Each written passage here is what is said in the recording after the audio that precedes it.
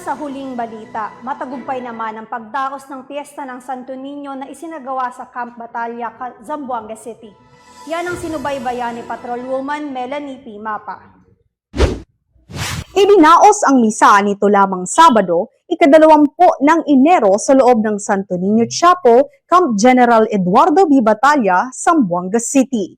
Pinangunahan ito ni Reverend Father Police Lieutenant Colonel Joel B. Baralias, Acting Regional Pastoral Office 9. Dinaluhan naman ito ng mga namamanata, mga deboto, mga kapulisan at Kristiyanong Katoliko na may debosyon sa Santo Niño. Bukod sa misa, itinampok din ang prosesyon na ginanap mismo sa loob ng kampo na nagbigay buhay sa mga tradisyon na may kaugnayan sa kapistahan ng Santo Niño.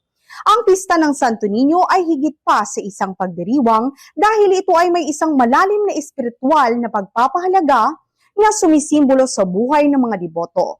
Isa itong patunay sa matibay na pananampalataya ng mga Pilipino at sa labas ng komunidad sa pagpapanatili ng kanilang kultura at tradisyon.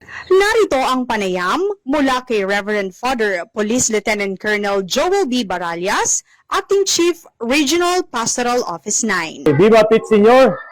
Happy Fiesta to everyone, no?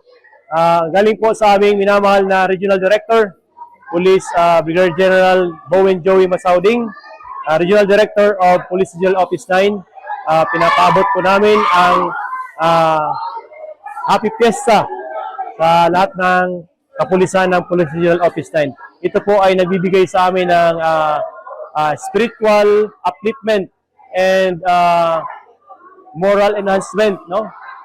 Na pinagmumula ng aming spiritualidad, ang aming pagmamahal sa Santo Niño na aming patron dito sa Camp Batalya. Ang ating kapulisan ay patuloy na magbibigay ng seguridad at suporta sa mga ganitong aktibidad na nagbibigay halaga sa kultura at tradisyon ng ating mahal na bayan. Mula dito sa Santo Niño Chapel, Camp Batalya, nagbabalita. Ako ang inyong PNN correspondent, Patrolwoman Melanie Mapa. Alagad ng batas, tagataguyod ng balita, Police. Maraming salamat, Patrolwoman Mapa.